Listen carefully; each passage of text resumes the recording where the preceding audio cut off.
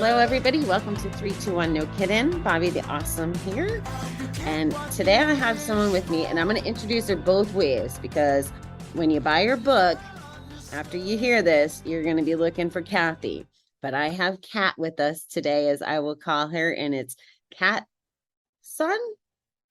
Kathi Sohn. Oh, that's fun. Welcome to the show, Kat. Thank you. Thank you very much, Bobby. It's good to be here. Well, as I told you before I hit record, the floor is going to be yours. You're talking about a topic that I've heard on the periphery of my research and the different experts that I've had, but I've never had anybody go deep on this. So I am looking forward to you educating me and my audience. So the floor is yours. Thank you. So I'd like to just say a couple words about myself, and then so you'll understand my experience with the work, why I'm talking about the work. When the work was actually created by my late husband, David William Sohn. So the work that I did for the biggest part of my life was working for the Department of Defense, and I retired in 2020 after 36 years doing that kind of work. I met David in 1994 on the 4th of July. We used to talk about, well, there's been fireworks ever since. And at the time, a lot of his clients had been saying, you ought to write a book. And so I was new to the work as well. I didn't know anything about it. But I'm really good. I've been sort of a natural editor. And so I said, hey, don't try to pull ideas apart. Just get it all out, stream of consciousness. And he took me up on that because it was a lot to sort out, but it was a wonderful journey. And of course, as I got to know David and then got married after about 3 years, and I was working with the material part-time again, because I was working full-time, I really got to understand the work. And then I experienced it myself and really how powerful it is. So to understand the body memory process, it's important to first talk about pretty much the problems that it addresses.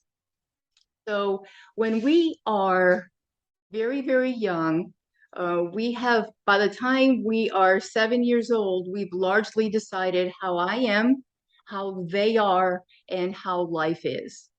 So anyone who has read Biology of Belief, or maybe they've heard Bruce Lipton talk because he's out there a lot talking on YouTube, and really tries to get people to understand that, from the womb up until about 7 years old, we are forming our core beliefs.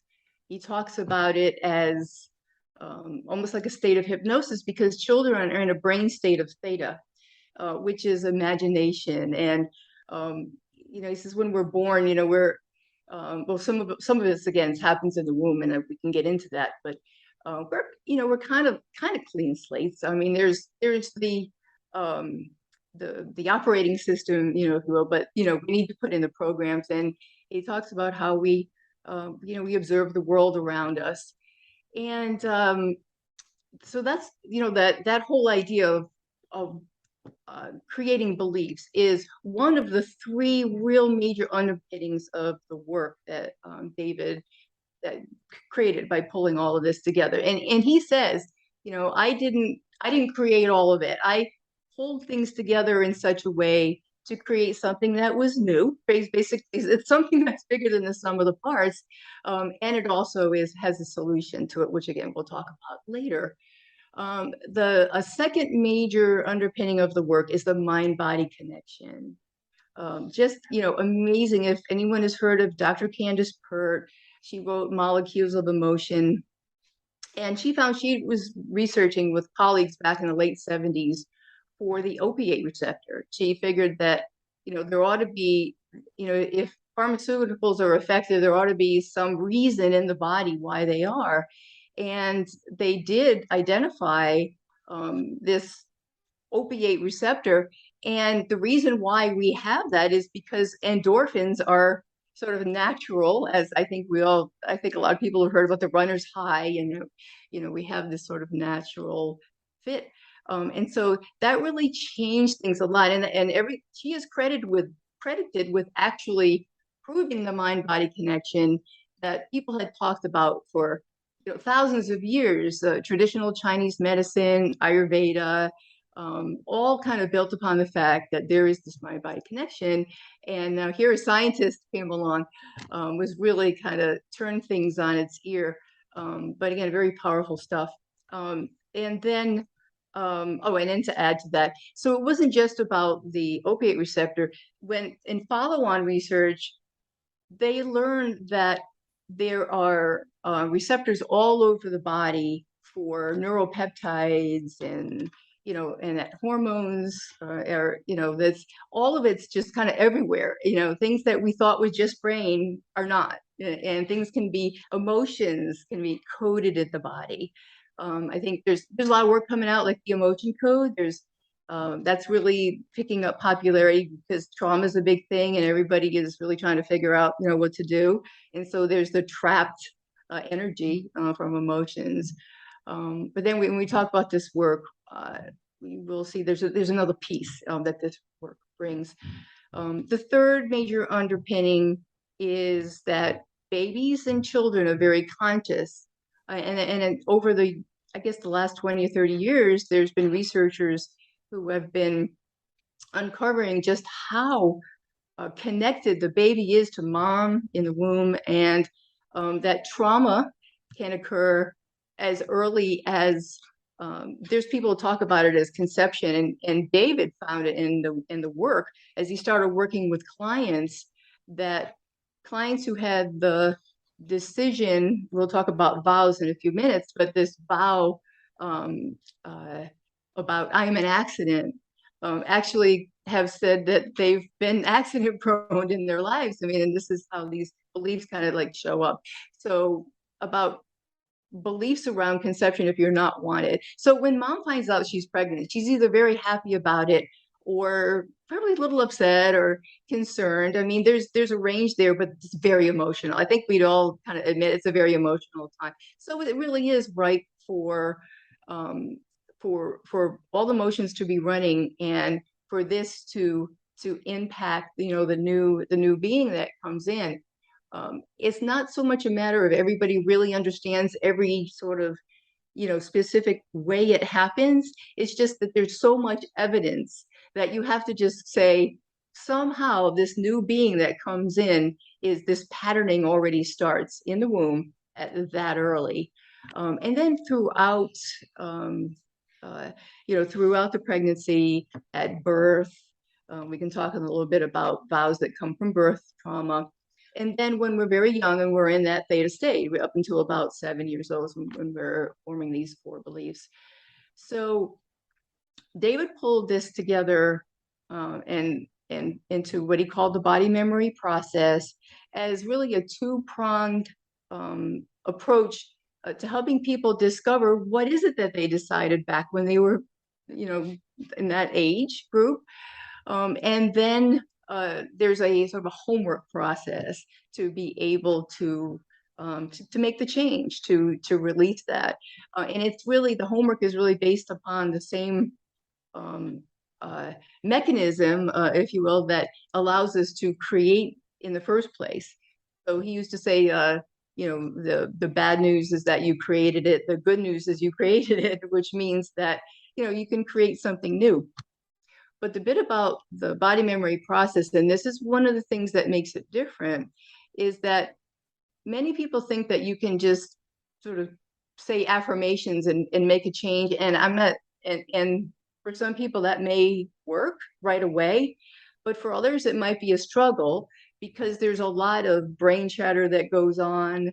And the fact that if I can say I'm a powerful woman all day long, but if I have a vow that says I am a failure, and there's lots of reasons why that can be put into place in those early years, then there's going to be a difficulty there. And so the body memory process homework is about emptying I the want cup. to interrupt real quick because you're going to go Sure. down and you're going to go deep. And I just want to recap your introduction, if that's all right.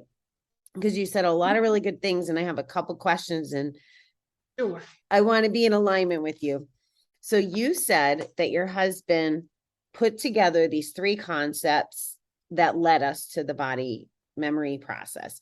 So beliefs, the mind and body connection, and then baby and children having consciousness up to 7 years old. So those are like the tripod around it based on other people's research and his, and marrying it, correct? Right. All right, Yes. good. And then am I understanding that this is almost, I don't know if I wrote down spirituality, but I don't feel like that's the right word. Is it science? I'm curious about, is that what I'm hearing? Like science and spirituality kind of connecting? Yeah, I think that that's a good way to put it. It's set up in a way that it can be more, if someone is not so spiritual, that they can still do the work, because it's not, I would say that it's very, very powerful to be spiritual and understand that, we're on a journey, we're all learning, and it's easier to understand how and why this happens, how we sort of attract into our lives what we need in order to learn on that bigger spiritual journey that we're on. That's the way that it makes sense to David and me. We're very spiritual, and so that's the way it makes sense to us. But if you wanted to just think about it more scientifically, you can do that as well and go right to the real basics about that have been proven. And there's books written by people with doctor in their name all over the place, talking about this. I wanted to say one more thing about David. He had a near-death experience when he was 14 years old. He had double staph pneumonia, and they didn't have a cure for it. And he came back knowing that he had a mission. And I think that it came forth for him uh, sort of naturally out of the fact that doctors were telling him that he was never going to be truly healthy. His lungs were never going to be truly, the way they should be, because from the disease, his cilia didn't work right, those little hairs in your lungs that keep things moving. And he didn't like that. And he was like, no, and he proved them wrong time and again. Every time he said that, no, your life expectancy is this, he would go beyond it. And he kind of stepped out of college into the human potential movement. It was around the time of the 80s. A lot of this stuff was coming out about the how powerful that we truly can be in the way we think and how we create our reality. So it really kind of naturally flowed out of his personal quest for wellness, which I think is part of the reason why it's so powerful, is because he had a very strong motivation to discover, what does it mean to be truly well. That And makes he sense. started working with clients in the early 80s. And so it's been, well over 30 years. And then I can talk in a little bit about, when you're ready for me to talk about the body map that has come out of his working with clients. It blows me away that there was any inkling of this stuff in the last 30 years. Like I keep going through that thought process of, has this stuff always been here and I just didn't notice because I was too wrapped up in addiction, or is it new? So I love that it keeps showing up, that it's been around a minute. The last interruption I'm going to have, and then I'm going to let you go again because there's so much in here to unpack. Can you just define trauma through the lens of you and David? Like, what are you calling trauma for the audience, just so that we're on the same page with that? I would say that, so if we say just look at birth, because it might be easier to understand birth trauma, because it can be,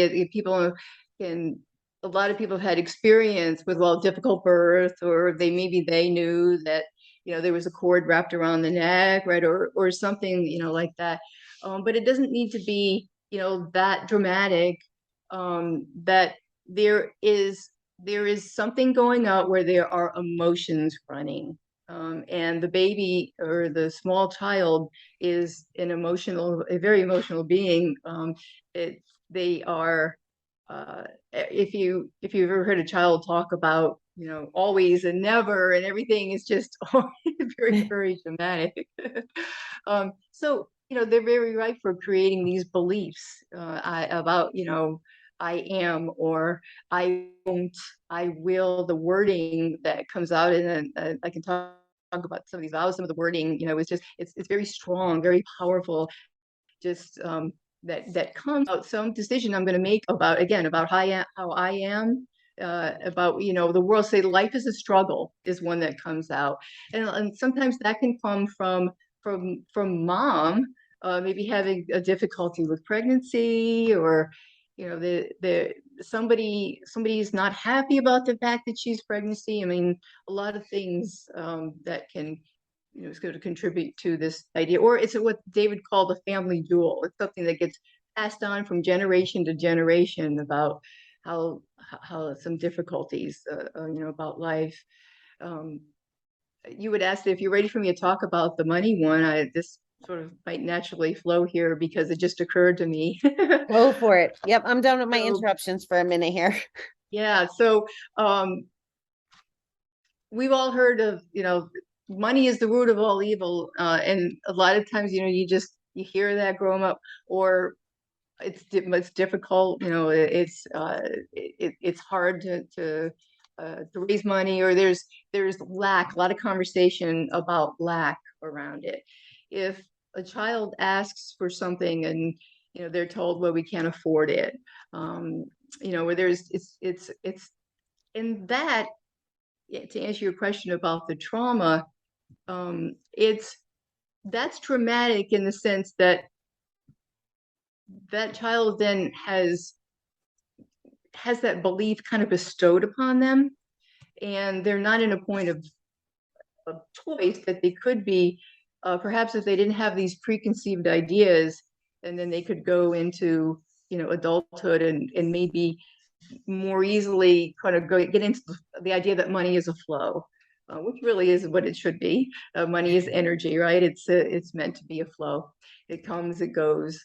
And the idea that now, because of this conversation around me growing up, I'm experiencing lack too. It just sort of plays itself out because I either hold on to money too tightly, or I don't like it and I spend it as quickly as I can, and I end up with, without it. And so I guess that's the trauma, and again, it shows up in a lot of different forms. If you're ready, I can talk about some of the trauma associated with the conditions that make people ripe for addiction. And if you're ready for me to talk about that, Yeah, I'm so sorry I derailed you. You were leading us into, I think, maybe a definition of what body memory process was, and you said something about the map. So in your head how the puzzle pieces fit together. So you just go ahead, and I'll just take some notes and hit you up later. Okay, but it's not, everybody's got to understand, I am not a linear thinker, so so I might be over here and then I'm like over there, because like, wow, that's an important piece as well. But to, again, just make sure everybody's clear, kind of summarize what I've said so far. We from the earliest time that, in the womb, all the way up until pretty much 7 years old, we are this sort of clean slate, I guess, that we are ripe for this emotional content through which we make these decisions about how I am, how others are, and how life is. And then the body memory process is there's a process for getting to that, to identifying, what are the decisions I made based upon basically what's going on with my body and other sort of, subjective and objective data.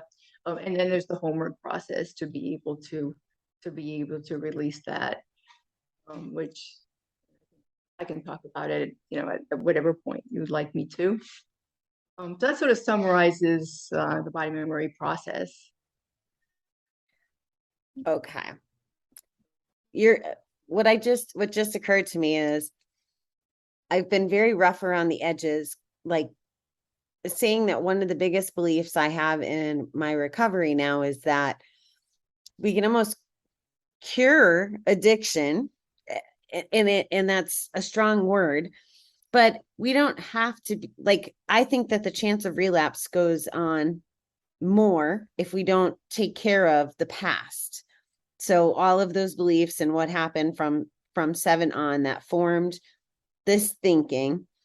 And I've gotten there mentally, but I think you're going to share with us like calling them vows, and the way you're saying it is much more gentler than the way I've been approaching it. And I think you're going to give us another strategy. I think that's what the body memory process is about, is this other strategy to do that healing. And I really like thinking of it that way. So when you say vows, and again, I've read a little about you and have an understanding, but vows is almost the equivalent of like our beliefs into action. Is that what you mean by vows? Yes, yes, absolutely. So I've sometimes used beliefs interchangeably just because sometimes it's difficult for people to understand, what I mean by vow. So I would say a vow is a strong belief, but yes, there's actually a very there's an action component to it. And I have a sheet in front of me here that I'm going to look at because it's one of the things that I teach when I do webinars that I call vow creation patterns. And there's wording of them that's very, very powerful, and it kind of gives you an idea of how it plays out in your life. So I can't, right? I can't get enough. That's one of the ones that shows up with addiction. I can't get enough. And it makes one feel powerless when what I can't, presents itself. I won't takes away choice. But it might be in there. I won't, do something, or I will. Again, takes away choice, because it's the whole idea um, that the vow is in there and that I'm not able to make choice. It's sort of running me. I'll give an example, and sometimes people say, "Well, that would be a good vow to have." Is I will always be happy, and that can actually be in there in someone is like I'll always be happy. But what about when we're not, right? When it's time to mourn, we all have things that happen in life where it's actually healthy to not be happy, in that moment because we need to sort of grieve and let that process happen. So another thing I want to put in here is that, we think of trauma as a negative thing. With the child, it's they're trying to figure out how to be in life. They're trying to figure out how to get love and how to get their needs met. And I'll give you an example. Say I'm about 3 years old. It's hard to get my dad's attention. I have it at this moment. I'm sitting on his knee and we're having a great time. And he looks at me and he says, "You'll always be my good little girl." And I'm like, got it. So it's an emotional time. It's happy. So it's not traumatic, really, in a sense. And so we say a lot of times these are formed through trauma, and a lot of times they are. But I think that really underneath all of this, if you were really to distill it, it's about that emotion. I think if everyone starts looking at what's out there, like the emotion code, what Candace Pert discovered about emotions, is that's sort of like I see it as sort of like the next frontier for humanity. I think we need to really get a handle on what it means, about the importance of getting handle on our own emotions. And that's a key to our healing. And I think the key to our really sort of progressing, as you are moving forward, is being able to deal with that. Because if you look at a lot of the problems that are really widespread, it's a lot of it's due to, just unexplored emotions that are stuffed. So I think that that's really kind of the key.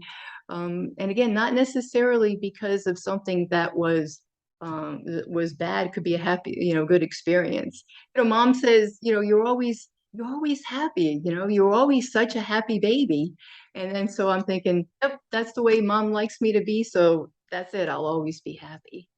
Okay. So, that's again, that's sort of like the way that these vows are worded. And we have a collection of about almost 1,000 after working with clients all of these years. And a lot of them, they're not just all unique. A lot of them are just pretty common. that people end up with because of some of the things we've talked about already, like the conversation around money, the conversation around at home, about just how we learn to be in relationship. So say we have a parent that rages, and I'm thinking that's the way, one parent thinks that's the way they have to get your attention. So all of a sudden the voice goes up, and then I'm gonna learn that. I'm gonna learn that as a behavior, and a lot of it just comes about because we are modeling what was around us. So how do you fix it using this body memory process? Like, tell me, let's pretend I was your client and I came to you with, I'm not worthy. Is that a vow? Oh yes. Okay. So I'm not worthy, which is why I'm going to make it up a little, but it kind of is maybe partially true. I'm not worthy. So I'm not capable of having money. So I should blow my money at the casino because I don't know what it's like to save money. Right? Like that's as Yes. real of an example as I could get for 3, 2, 1. Oh yes. So can you talk us through like what that might look like in your process, or how to use your process to come up with the better vow or belief? Yeah, absolutely. So identifying that I'm not worthy. I mean, you may, I have you as a client, and it may come up in conversation kind of early because the work to discover these vows is largely interactive, right? So I have a course now where people can actually, because I need to, scale it. I can't clone, myself. I'd love to be able to sit on one with everybody to make this discovery. But there's a way to walk through, okay, what's going on in my life or whatever, to how I'm feeling in my body to discover these vows. But say we came to that vow, and usually there's more. A lot of times it's not just one, right? So either you've come to me and you're like, I know I have this in my head all the time, or we've been able to uncover it together.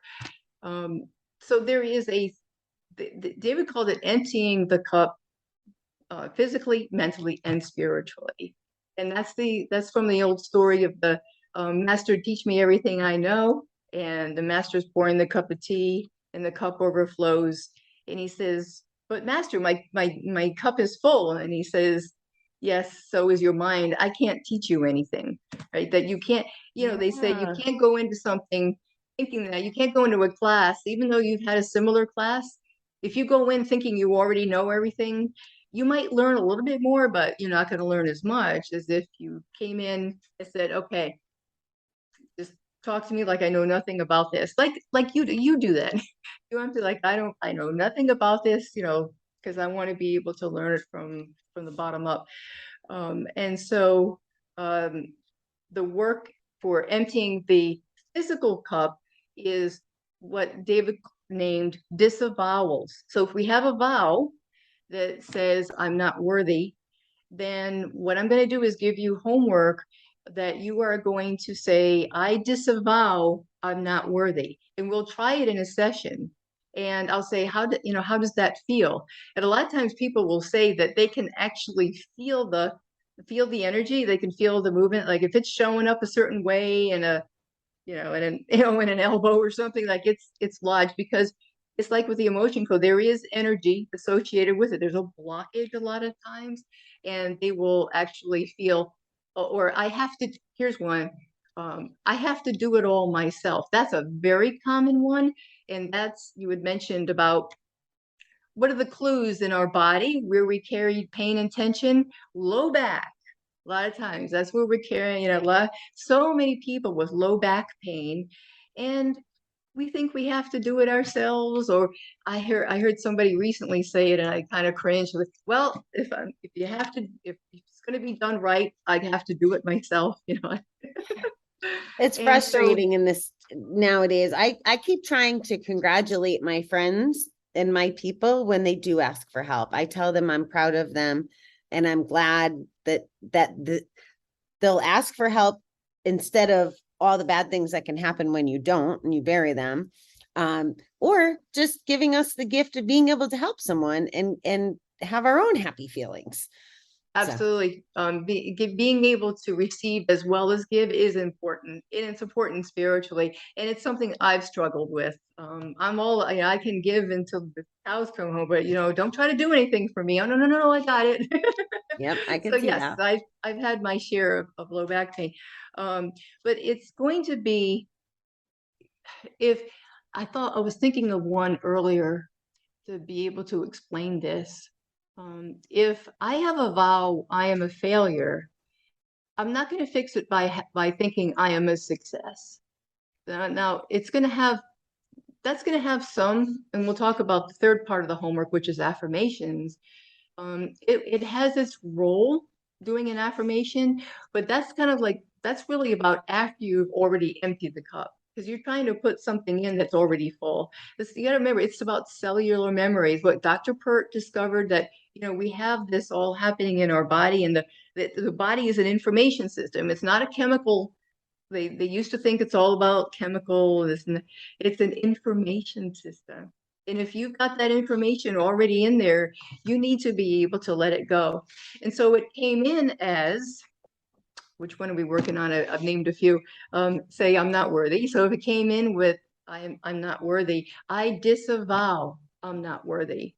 You're actually, and it's got you say that with the emotion, because you're an adult now, right? You're not the child that made that up. Um, so I have a book I'm writing now called You Made It Up, Now Stop Believing It, right? So we made it up. It's time to stop believing it's not serving you as an adult. So feel that, get that emotion behind it. I disavow I'm not worthy. You're going to do that 3 times a day for 90 days. How long does it take to change a habit, right? So this is about retraining the cell memory. That's the physical cup. The spiritual work is about forgiveness. No surprise there, right? Yes. So powerful, so powerful. And, in the course of this discovery work, you probably have some sort of an idea of, who maybe to forgive around that. So maybe I got this message, even though it may, like, because remember, communication, we all learned about communication right in school. Uh, you receive something, but you may not receive it the way that it was intended.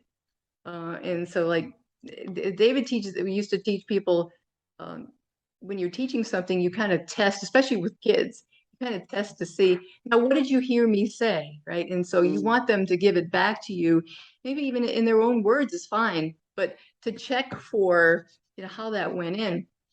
But a lot of times as parents, we don't, kind of almost start going on automatic, but we start thinking, oh, I remember when my mom said this to me, but which is just kind of run, because it's all, a lot of emotions around, and before we know it, we're saying something that the child is hearing, and then they've got their own idea, like just what that means, and it's all going on in there that we're not even aware of how they're filing that away. And it's not even, it may have nothing to do with what they heard and the way that that piece of communication was intended. And that's not what matters. Like, but that's not what they meant. It doesn't matter. What matters is what the child heard and how they filed that away as the vow, that belief, that is going to be there when they're an adult, still running, still working behind the scenes to limit their life. Wow.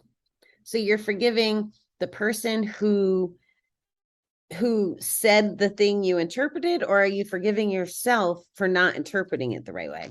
Well, when someone gets a list of, who to forgive, a lot of times it's not necessarily, who's the one who put this vow in me necessarily. Like there's a recommended list of forgiveness, like the birth team, because there are things that are said at the birth that can get picked up energetically, and the child is pre-verbal. So yeah, it's not like, I know consciously that you just said there's nothing special about this one, and that was one that actually showed up with a client.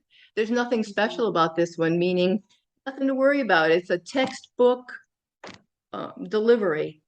And like this client had that as a vow that showed up, and the way that it showed up for them was they didn't think they were anything special.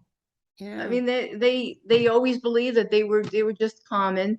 They never thought that they were going to do anything really all that great with their life. And it showed up with what they attracted in their life, and then they were like sort of unsatisfied with it until they discovered that that was a lot of times when people are going through the body memory process, they're asked to talk with family members.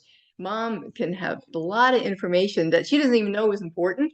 Like, oh, I didn't even know that was going to be important to you. Yeah, sure, this is what happened, and this is what they said. But wow, that's impacting your life now, and it can be a real learning process for the client and their family members when a lot of this just starts coming to light. So to answer your question, the forgiveness a lot of times is, this mom and dad, right? Mom, dad, they're the ones who were there from the very beginning. Again, doing the best that they could. Very lovingly saying whatever they said. We had one client that had, and this happened more than once, that it showed up as juvenile onset diabetes because they were called, sweetie so much by a parent. Like that actually sort of came out, and we've, recorded it, that was the reason, was because of, sweetie, honey. It happened to a boy because mom wanted a girl, and I don't know, Wow. that's that's the way it showed up. And yeah, it's very it's just very powerful. It's gonna be different. It might not show up that way for one person, but for the next, that's the way that it shows. And so it can be pain, tension, and even, disease, that these vows can show up in people's lives. You said you had some personal experience with this. Oh yes. Do you want to chat about that? Sure, yeah, I'd be glad to. I used to tell David I was his poster child. You were his I was poster his poster child. child because I had so much work. I had a birth mom and I had an adoptive mom, so I just got kind of double the work to do. But I was actually adopted and didn't realize it until I was in my 30s, and that's sort of its own story. But my adoptive parents adopted all three of us, me and my two siblings, from different families. And they, again, interesting that magical age of 7 when children are supposed to be able to get abstract ideas, had me read a book called The Chosen Baby, and I didn't think it was about me. I thought it was a great story, and I would read it over and over. I still remember the book. But anyway, it made a lot more sense to me when it finally came out, when I was in my 30s. I had a birth mom who was very distraught, I think probably very young, and she tried to do a home abortion when she was in her 6th month of Mm. gestation.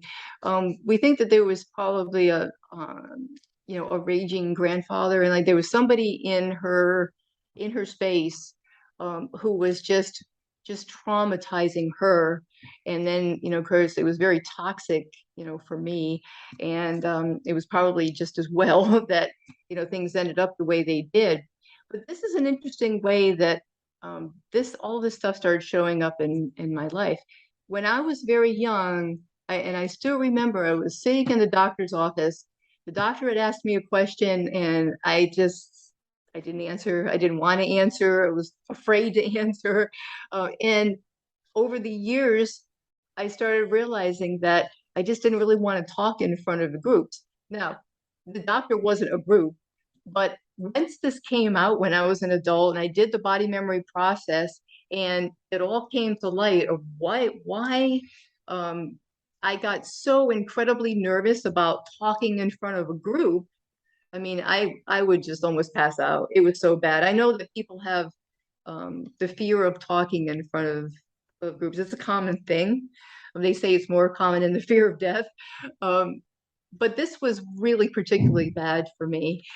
And what what came to light was that I was in an incubator, and it was 1961.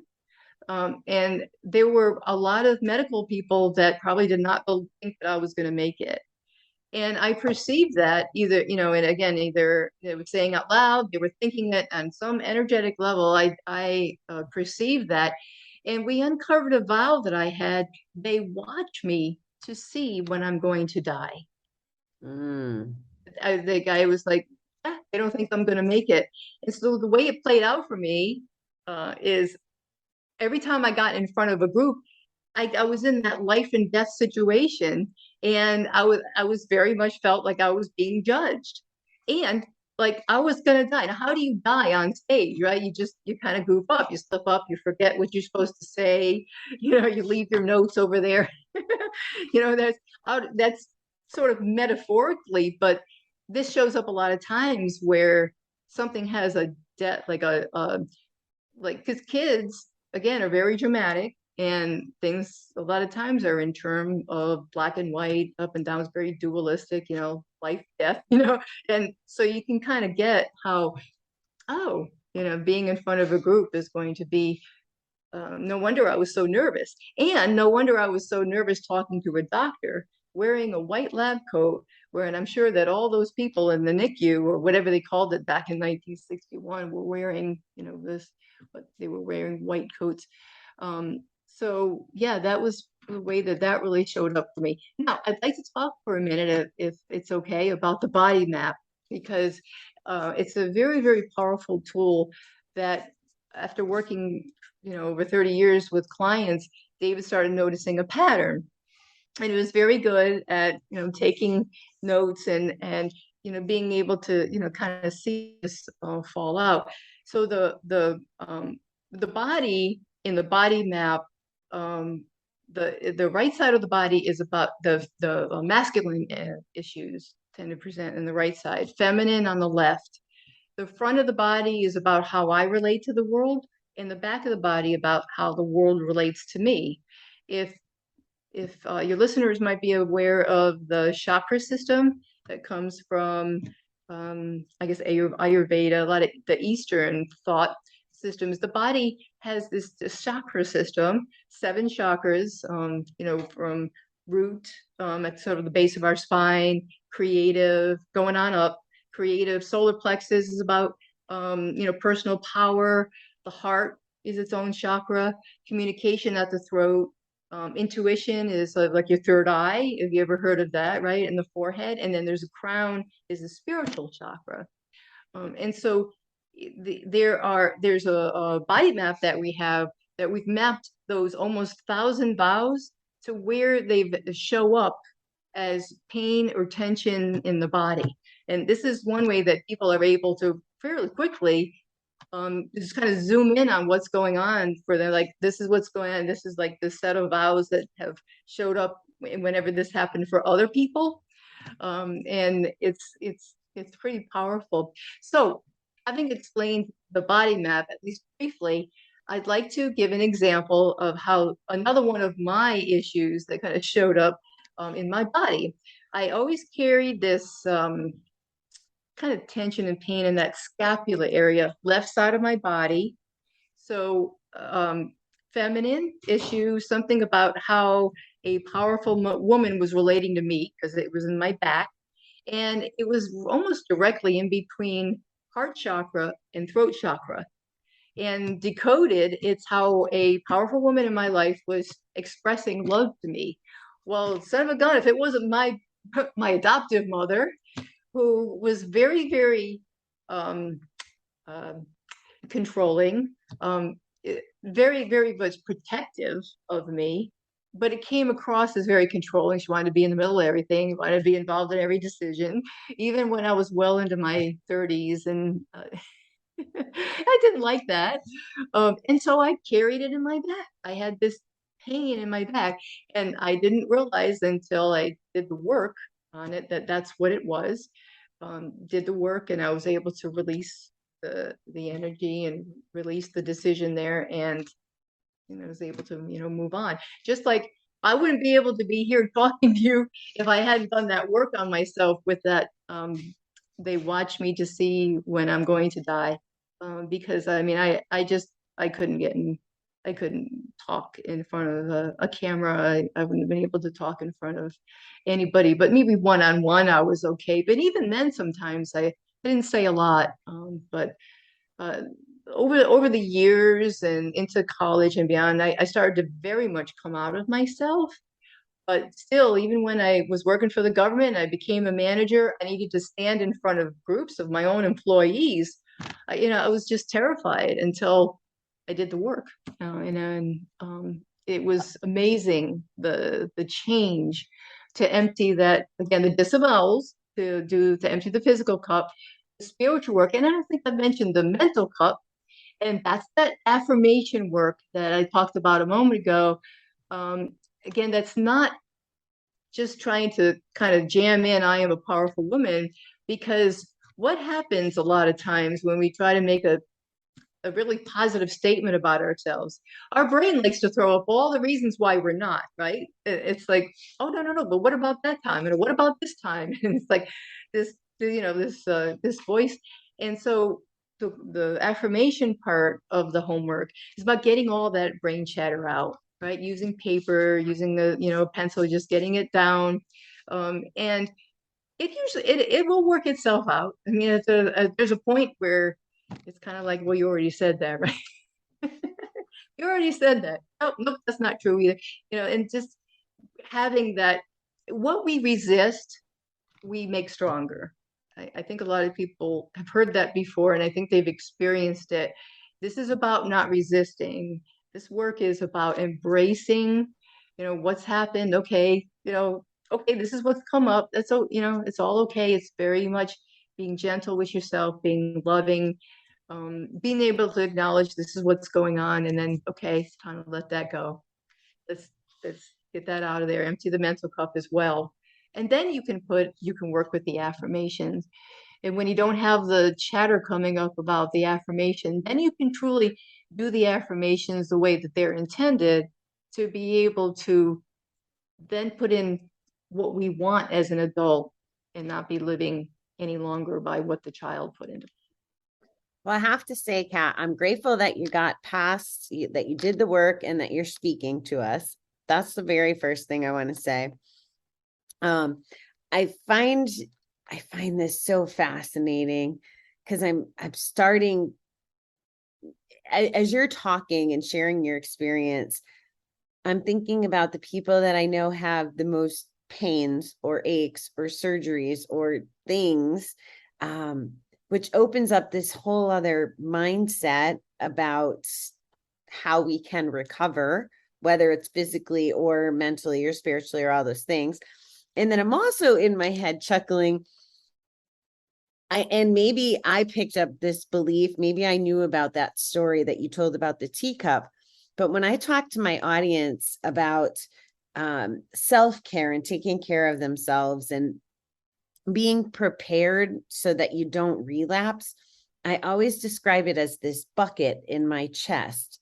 And you have to scoop out the negative in order to keep the positive, and you have to dig deep at those bottom 3 inches and scoop all that nasty stuff out. And that's like your reserve that prepares you in the worst of the worst so that you don't relapse. Like you need to have, and it's filled through good podcasts or exercise or whatever. Like that's just the way I've come to believe it and share it.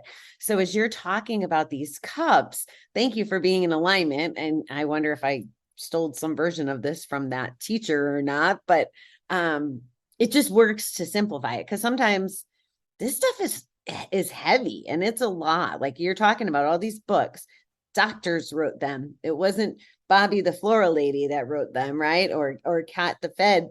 It's doctors and people putting a lot of effort in that.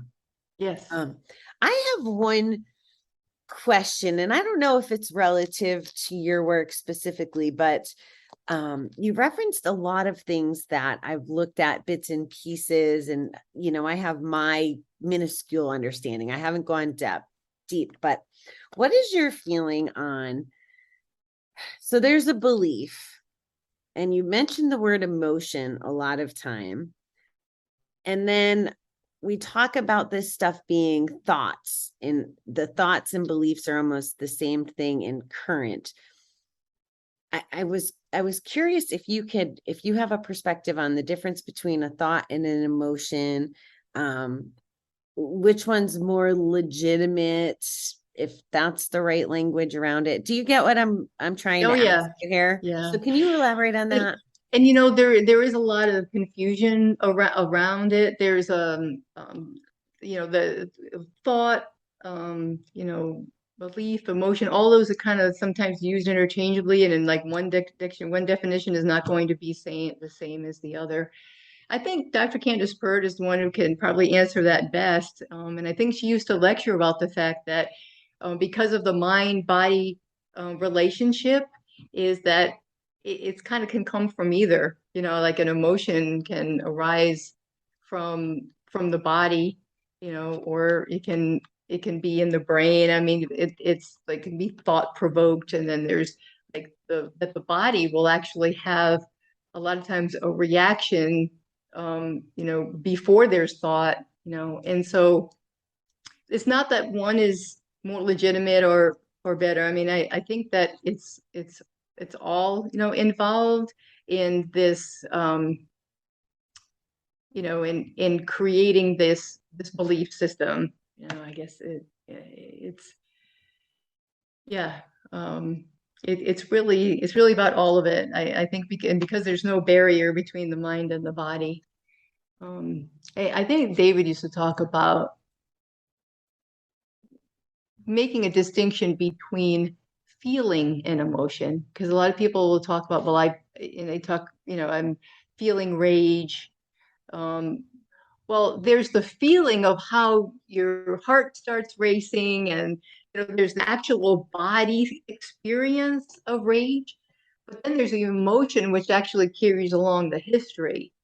And I think that Mm. that's the part that we're trying to get to in order to really change behavior, and to be able to to rid ourselves of this baggage that we've carried into adulthood, because maybe we had a parent who raged, or we build on experience. That's why I tell people, if you don't believe that children can make this up when they're in the womb or at conception, a lot of people like, I don't know, okay, it's okay, because we tend to reinforce beliefs. And so if it first occurred in the womb, um, at that point in our lives, we have that belief and we act it out, and then we kind of reinforce it and see I was right, kind of thing. And then it reinforces itself. So it doesn't really matter when it first happened, whether it happened in the or it happened when you were 5 years old. Um, what's important is the fact that, okay, it happened and it created this result in your life, and that it's time to make that change, because if you want something better for your life, it's important to address it, so that you can create something new. That's a perfect tie-in to my last question. Um, this was so interesting. I kind of went a little over, so hopefully everybody hung in there with us. But you mentioned a course that you have, and what would be a symptom, or how would people know they need to, and maybe the course is the best way to start learning about this and start doing the work, or maybe talk about that. But what would be a symptom? Would my addiction alone be a symptom to go try to do this course and start looking at what my belief system is? Is it the pain in the body? Like what would Yeah. what are my listeners feeling right now that make it so that they should be looking you up? Yeah, it really is. Okay, so and this is the way, because I've listened to Bruce Lipton talk about this, and because he teaches people how to kind of get back into sort of that hypnosis state that they were in when they were a child. That's how you kind of get. It's kind of like how our approach is about getting to the wording of the vow, and then sort of like disavowing. He talks about, well, get back to that state of that state of hypnosis. So he said what he says is, what's in your life, right? So do you like what's in your life? Because if you like everything that's in your life and you're perfectly happy with it, every single thing, your health, your relationships, your finances, your career, all those kind of self-help areas. If you're happy with all of it, then good to go, right? So then you're one of the lucky ones that had everything wired in so that your life is playing out very successfully for you. Most of us either have gee, there's a whole bunch of stuff I'd like to change, or there's maybe some things that you would like. There's nothing really, really bad, but there's something here.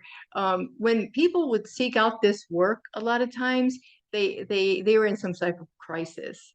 We tend as human beings to, as long as we're okay, we're getting by, because we're busy, right? There's stuff to do every day, and you might think to yourself, I really ought to do something about this, or I ought to see if because this is, but it's maybe not so painful. It's not so much of a big issue in our life that is creating those pain points that we're like, oh no, like there's a rock in my shoe and I got to get it out now because I know I'm rubbing the skin off.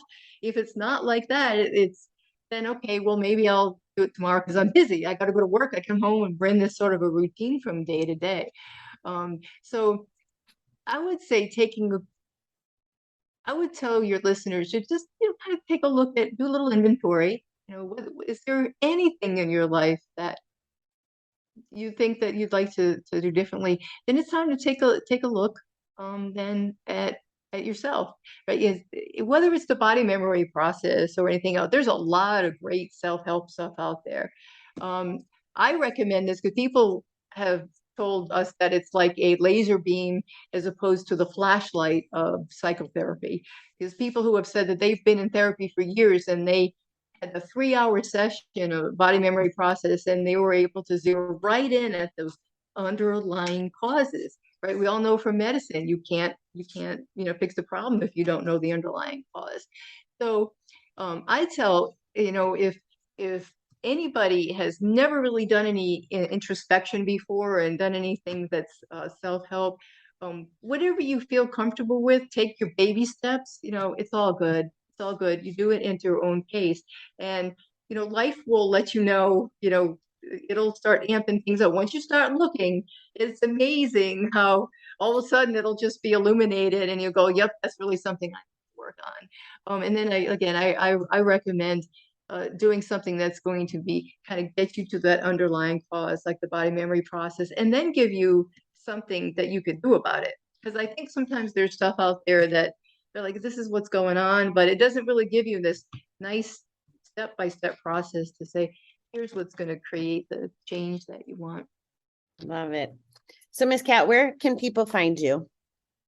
So I have a website, bodymemoryprocess.com. So it's all one word, bodymemoryprocess.com. And, if you have any questions, I'd love to hear from you. info@bodymemoryprocess.com. Send me an email, ask a question. On the website, you can see there's a free ebook that you can download. You can get a free 20-minute consultation with me. There's all links on there that you can find that. So more than happy to talk to anybody. I love this work. Again, I think, I don't know if I mentioned that I lost David. If I mentioned to David as my late husband, that yes, I lost him in 2019, but this is really sort of like I feel like it's a mission, because it's so very powerful. We created that body map. I have client case studies that demonstrate how people's lives have changed by doing this work, and the world really does need this work. So I'd love to talk about it, and I help anyone who is interested. Perfect. Well, thank you so much for being here, Kat. We will get all that information in the show notes too. So thanks again. Thank you.